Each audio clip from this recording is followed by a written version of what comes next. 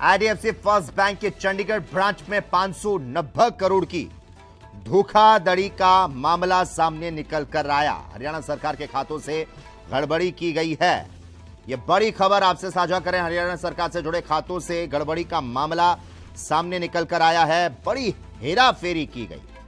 IDFC first bank के Chandigarh branch में 590 करोड़ रुपए की धोखाधड़ी का यह मामला, बैंक के कुछ कर्मचारियों ने हरियाणा सरकार के विभाग के खातों में हेराफेरी की और बैंक ने तुरंत एक्शन लेते हुए 4 कर्मचारियों को सस्पेंड कर दिया और पुलिस में शिकायत दर्ज कराई।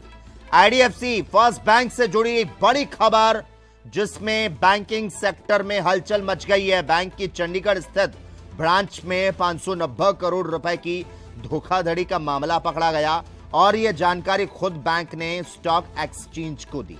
इस बड़ी खबर के बाद बैंक के शेयर पर निवेशकों की पैनी नजर कल 23 फरवरी को रहने वाली है, क्योंकि बैंक ने यह बताया है धोखाधड़ी उसके ही कुछ कर्मचारियों ने मिलकर की, जिसमें हरियाणा सरकार के विभाग के पैसों के साथ बड़ी हेरा फेरी की गई। इस पूरे मामले का पता तब चला जब हरियाणा सरकार के विभाग ने अपना बैंक अकाउंट बंद करने और उसमें मौजूद पैसों को दूसरे बैंक में ट्रांसफर करने के लिए आईडीएफसी फर्स्ट बैंक से रिक्वेस्ट की थी। इस खबर पर बलजीत मरवाहा जी हमारे साथ ब्यूरो चीफ फोन लाइन पर जुड़ चुके हैं। बलजीत जी, ये बड़ी खबर सामने निकल कर आ रही है। आईडीएफसी फर्स्ट बैंक में 590 करोड़ का बड़ा स्कैम हुआ है। हरियाणा सरकार के खाते में हेरा फेरी हुई है।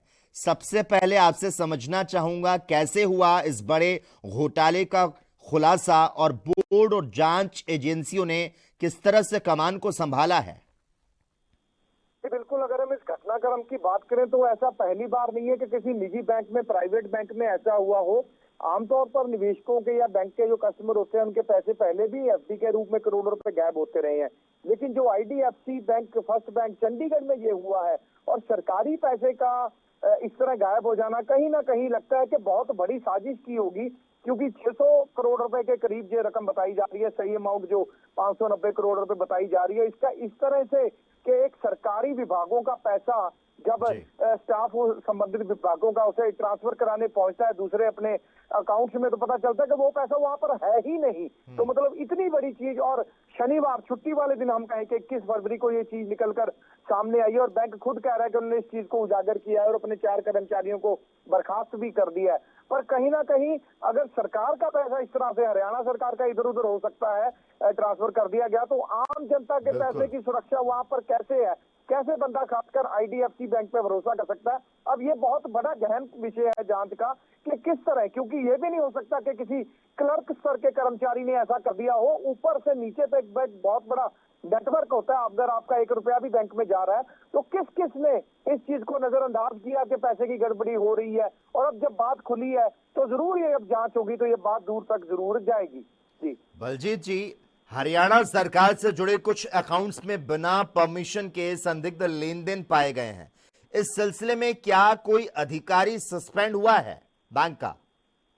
जी बिल्कुल, जो अभी तक जानकारी निकल के सामने आई है कि 4 के करीब जो अपना कर्मचारी थे उनको प्रथम जांच के बाद, फर्स्ट जो इन्वेस्टिगेशन हुई उसके बाद उनको सस्पेंड किया गया, बर्खास्त किया गया। पर सवाल वही निकल रहा है कि 590 करोड़ रुपए चाहे जितने मर्जी खातों में ये पड़े हो, सवाल यह है कि एक क्लर्क से लेकर manager, deputy manager, senior manager, assistant manager, कई तरह के पद होते हैं हर बैंक में, तो उन सब की नजर रहती है एक एक के पर। हम कहें कि अकाउंट से, हम अकाउंट के मतलब से मेरे यहाँ पर मतलब है कि उनके उनको जो अधिकार दिए बैंक ने उसके तहत ये पैसा निकलता है। तो पैसा जा रहा था, किसी ने उस पर एतराज क्यों नहीं दिखाया कि इसकी कागजी कार्रवाई पूरी हो रही है, नहीं हो रही, या जिस विभाग का पैसा है उसने इसके लिए आवेदन किया है कि पैसा ट्रांसफर किया जाए, दस्तावेज भी नहीं जांचे जा रहे थे। तो कहीं ना कहीं ये बहुत बड़ा एक गबन हम कह सकते हैं भी करने का प्रयास किया गया था या हो चुका है। अब ये रिकवरी होती है, पैसा वापस आता है कि नहीं, क्योंकि पैसा चाहे सरकारी विभागों का है पर वो जनता का ही टैक्स है जो सरकार के रूप बैंक के पास इकट्ठा हुआ है, सरकार के पास जमा था जो टैक्स के रूप में, तो जनता का ही पैसे का इस तरह खेल होना एक बहुत बड़ी साजिश थी, जिसे अब फिलहाल ये हम ये कहें भाई शायद कोई एक आध ईमानदार अधिकारी बचा होगा बैंक का जिसने चीज का खुलासा कर दिया और ये जो है वो बात निकलकर सामने आई है। बिल्कुल, और इस मामले को गंभीरता से लेते हुए बैंक ने भी कई कदम जो है उसे उठाया है। बैंक फॉरेंसिक ऑडिट करने के लिए एक इंडिपेंडेंट बाहरी एजेंसी को अपॉइंट करने के साथ ही ये भी प्रोसेस में है और पुलिस में भी शिकायत दर्ज कराई गई है। धन्यवाद बलजीत जी, तमाम जानकारी को हमसे यहां पर साझा करने